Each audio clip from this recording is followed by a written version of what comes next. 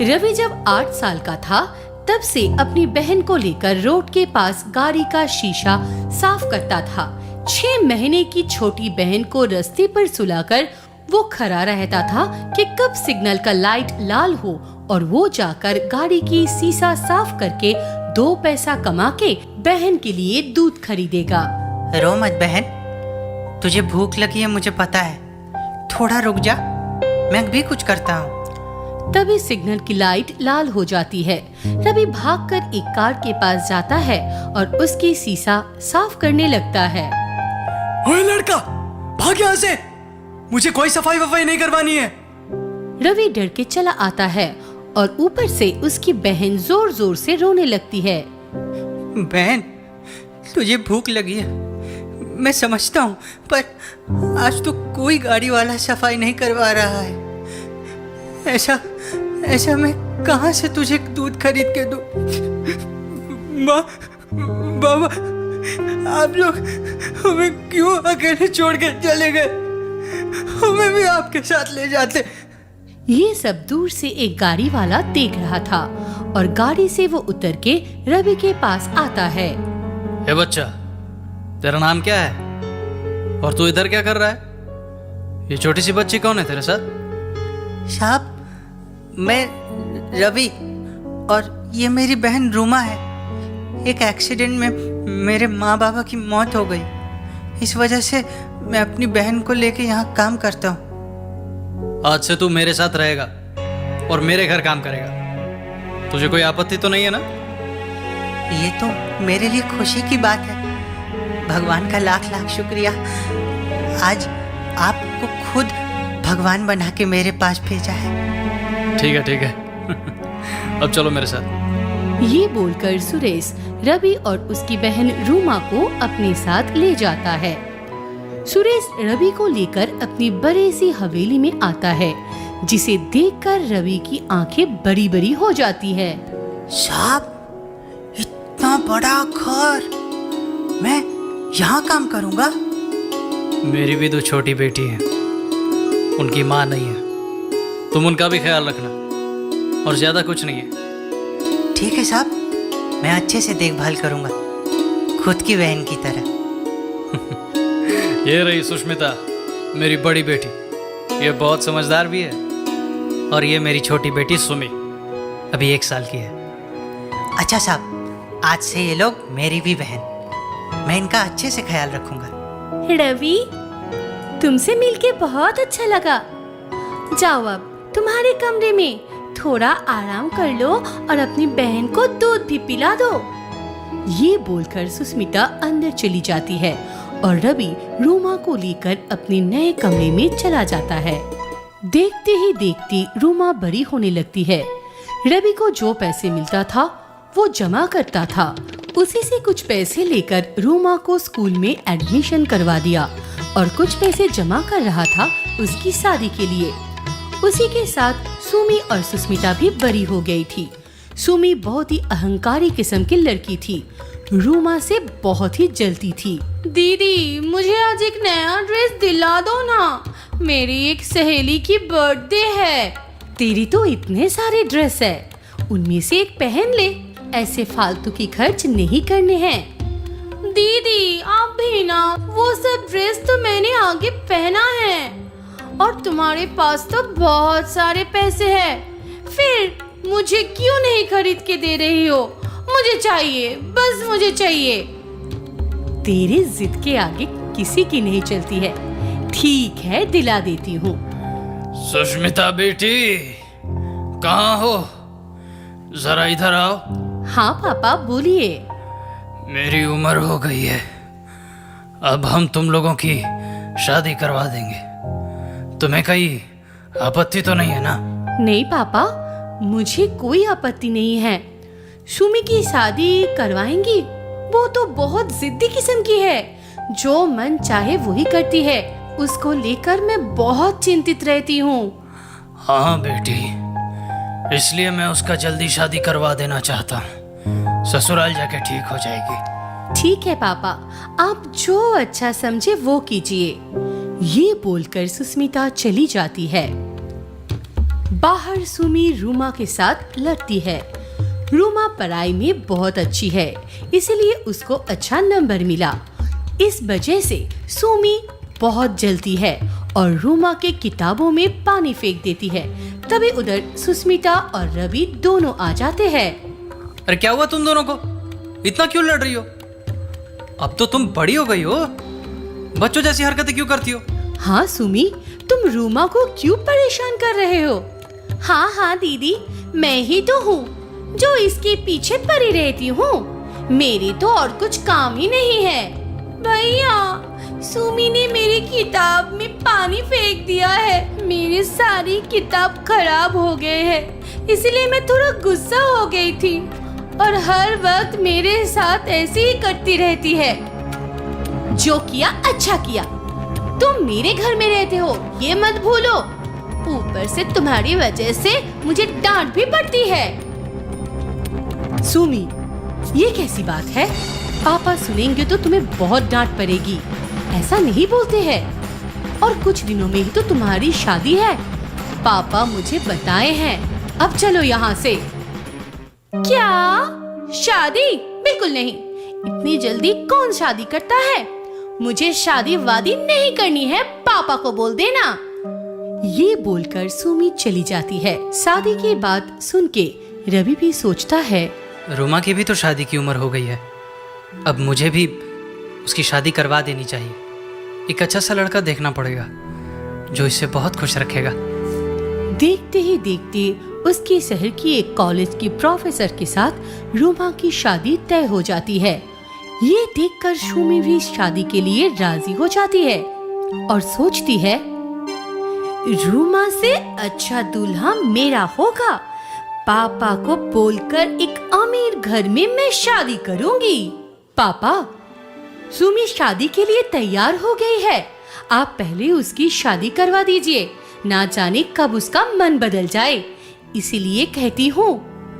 ठीक है, मैं लड़का देखता हूँ। सुरेश ने सुमी के लिए अच्छा बिजनेसमैन ढूंढ लिया और उसके साथ शादी भी तय कर दिया था।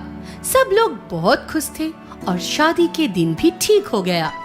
सुमी की शादी पहले था, उसके बाद रूमा की शादी थी। जोरों से शादी की तैयारी चल रही थी। रवि जो पैसा जमा किया था उसी से कुछ गहने और एक अच्छी सी साड़ी खरीदता है और सुमी बहुत सारे सोने के हार और बहुत सारे कपड़े खरीदता है।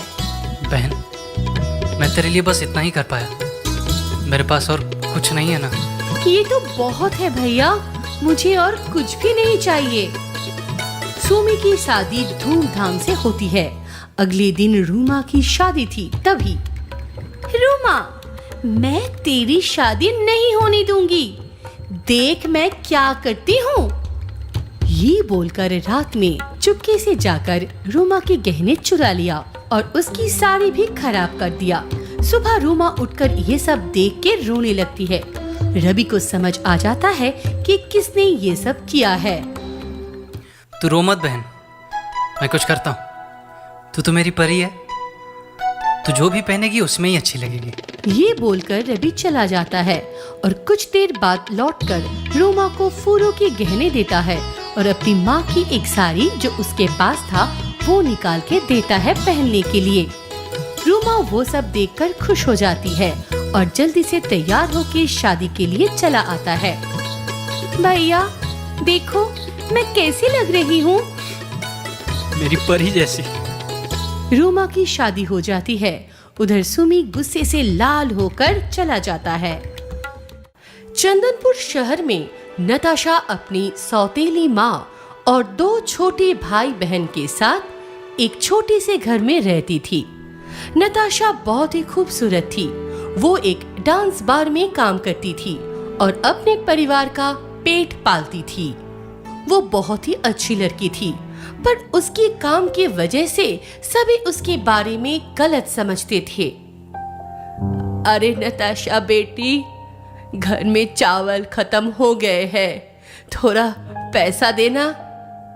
हाँ माँ, ये लो, और थोड़ा सब्जी भी खरीद लेना, आते समय तुम्हारी दवाई भी लाऊंगी। अच्छा माँ, मैं चलती हूँ। सावधानी से लौटना रात में, समय बहुत खराब है। चिंता मत करो माँ, मुझे कुछ नहीं होगा। तुम अपना और भाई बहन का ख्याल रखना। हर रोज की तरह नताशा काम में चली जाती है। काम से लौटते लौटते उसे थोड़ा देर हो जाता है। सुनसान रास्ते में कुछ गुंडे उसके पीछा करते हैं। अरे ओ जाने मन, थोड़ा रुक जाओ, हमें भी तो डांस दिखाती जाओ। डांस नहीं दिखाना तो थोड़ा बात ही कर लो यार, हम तो तुम्हारे आशिक हैं। सुनाई नहीं दे रहा है क्या? कब से बुला रहे हैं? मेरा रास्ता छोड़िए, मुझे जाने दीजिए। जाने देंगे, पहले थोड़ा रोमांस तो कर लें। एक थप्पड़ लगाएंगे ना तो दिमाग ठिकाने आ जाएगा। ये बोलकर नताशा एक गुंडे को धक्का लगाकर दौड़ने लगती है। वो दो गुंडे भी उसके पीछे जाते हैं, पर थोड़ी ही दूर में एक पुलिस खड़ा हुआ था। नताशा उससे हेल्प मांगती है। पुलिस देखकर वो दो गुंडे भाग जाते हैं। वो पुलिस नताशा को घर पहुंचा देते हैं। एक दिन नताशा अपने एक फ्रेंड के घर जन्मदिन के पार्टी में जाती है। वहां वही पुलिस ऑफिसर खड़ा था। सर, आप यहाँ? मैं यहाँ, पर तुम यहाँ कैसे? वो आज जिसका बर्थडे है ना, वो मेरी सहेली है, उसी ने बुलाया है। रिया ने तुम्हें बुलाया है? हाँ, पर ये सब आप क्यों पूछ रहे हैं सर? क्योंकि रिया मेरी बहन है और वो तुम जैसी बार डांसर की दोस्त है। हाँ सर, मैं बार डांसर हूँ। मैं डांस करके अपने परिवार का पेट पालती हूँ। कोई गलत काम तो नहीं करती हूँ ना? ये बोलकर नताशा वहां से चली जाती है। तभी वहां रिया आती है। क्या हुआ भैया, नताशा चली क्यों गई? वो एक बार डांसर है, अच्छी लड़की नहीं है। नहीं भैया, वो अच्छी लड़की है। ये आपको किसने बताया कि वो अच्छी नहीं है? वो बहुत मेहनती है, वो पढ़ाई भी करती है, घर भी चलाती है। आपने उसका दिल क्यों दुखाया भैया? राहुल को अपनी गलती का एहसास हुआ। उसकी बात से राहुल नताशा का पीछा करना चालू कर दिया। वो नताशा को जितना जानता गया, उसे नताशा उतना पसंद आता गया। फिर एक दिन, नताशा, मुझे तुमसे कुछ कहना है। हाँ बोलिए, क्या सुनाना बाकी है आपको? तुम गलत मत समझना, पर क्या तुम मुझसे शादी करोगी? मुझ जैसी खराब लड़की के साथ आप शादी करना चाहते हैं? आपका दिमाग तो ठीक है ना सर? उस दिन के लिए मुझे माफ कर दो। तुम मुझे सच में पसंद हो। चैरिटी करना है तो कहीं और करिए, यहाँ कोई जरूरत नहीं है। ये बोलकर नताशा वहां से चली जाती है। राहुल ये सब बात अपनी बहन रिया को बताता है और उसका हेल्प मांगता है। रिया उसके भाई के इस फैसले से बहुत खुश था। वो नताशा से बात करने के लिए उससे मिलने गई। मेरे भैया बहुत अच्छे हैं। क्या करूं, अचार डालूं?